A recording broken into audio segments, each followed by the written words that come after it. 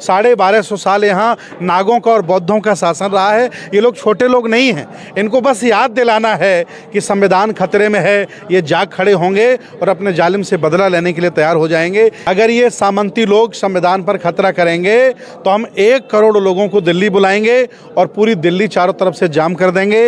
या तो तानाशाह मान जाएगा या तो देश छोड़ करके भाग जाएगा।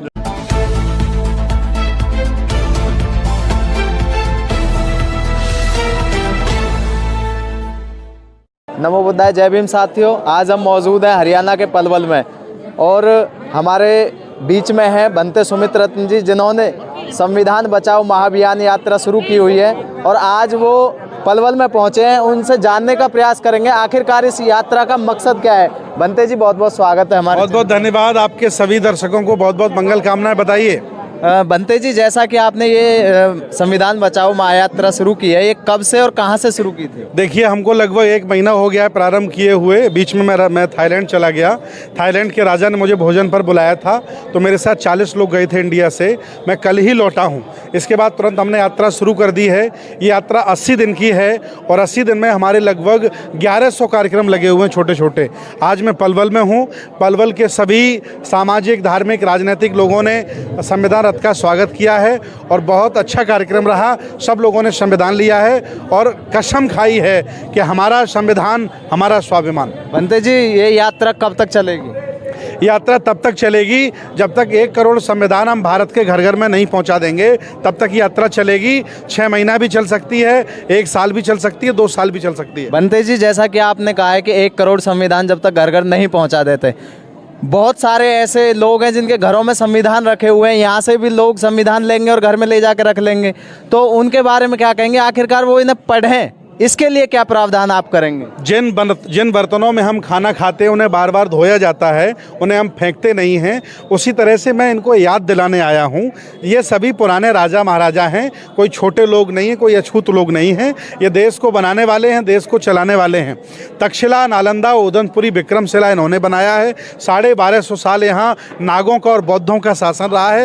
ये लोग छोटे लोग नहीं हैं, इनको बस याद दिलाना है कि संविधान खतरे में है। ये जाग खड़े होंगे और अपने जालिम से बदला लेने के लिए तैयार हो जाएंगे। ये मेरा काम है इनको याद दिलाना, इनको पुनः स्मृति में लाना कि संविधान खतरे में है और ये सब लोग तैयार हो जाएंगे। इसलिए मैं आया हूँ। अब तक कितने संविधान की कॉपी आप बांट चुके हैं? लगभग 3000 संविधान हमारे माध्यम से लोगों के बीच में जा चुके हैं और मुझे उम्मीद है कि 1 महीने में हम 10,000 संविधान लोगों के बीच में पहुँचा देते हैं। तो जब आपके 1 करोड़ का ये लक्ष्य कंप्लीट हो जाएगा तो इसके बाद क्या आप कोई बड़ा आंदोलन संविधान बचाने के लिए करेंगे? क्या उसके आगे क्या रूपरेखा रहेगी? 1 करोड़ संविधान पहुंचाने के बाद सबके नाम नंबर में ले रहा हूं और फिर हम दिल्ली आह्वान करेंगे। अगर ये सामंती लोग संविधान पर खतरा करेंगे तो हम 1 करोड़ लोगों को दिल्ली बुलाएंगे और पूरी दिल्ली चारों तरफ से जाम कर देंगे। या तो तानाशाह मान जाएगा या तो देश छोड़ करके भाग जाएगा। बिल्कुल भाग जाएगा। 1 करोड़ लोग बहुत होते हैं। रामलीला मैदान में 2 लोग आ जाते हैं, जल्दी दिल्ली जाम हो जाती है।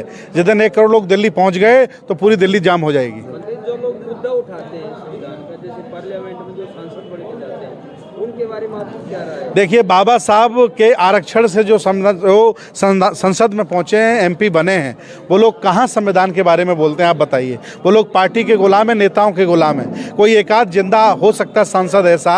135 बाबा साहब ने आरक्षण में दिए कि सत्य बोलता हो और संविधान के पक्ष में बात करता हो। न बाकी सब गुलाम हो गए हैं, दलाल हो गए हैं पार्टियों के और नेताओं के। एक शब्द भी उनके मुँह से नहीं निकलता है। बनते जी, इस यात्रा के दौरान उन गुलामों के लिए क्या राय है? मेरी उन गुलामों के लिए राय है कि ऐसे गुलामों को दोबारा वोट दे करके MP मत बनाइए। ऐसे व्यक्ति को बनाइए जो आपकी आवाज़ उठा सके। साथियों, हमारे बीच में बनते सुमित रत्न जी थे, जो कि संविधान बचाओ महाअभियान यात्रा के तहत आज पलवल में पहुंचे और उन्होंने पूरे देश में 1 करोड़ संविधान की कॉपियां पहुंचाने का जो लक्ष्य लिया है। उन्होंने कहा है कि जिस दिन ये 1 करोड़ संविधान की कॉपियां घर घर में पहुंच जाएंगी, उसके बाद भी अगर सरकार, जो कि निरंतर संविधान बदलने की बात करती है, वो नहीं मानी और अपनी आदतों से बाज नहीं आई, तो उन्होंने स्पष्ट तौर पे सरकार के खिलाफ जाकर और दिल्ली में 1 करोड़ संविधान की कॉपियों के साथ लोगों को बुलाने का आह्वान करने का ये फैसला लेंगे और इसी के साथ में इस आंदोलन को मजबूती से चलाएंगे। साथियों, आप सभी इस वीडियो को ज़्यादा से ज़्यादा शेयर करें, चैनल को सब्सक्राइब करें। मैं सोनू कबीरपंथी, जागौर जगाओ से। धन्यवाद।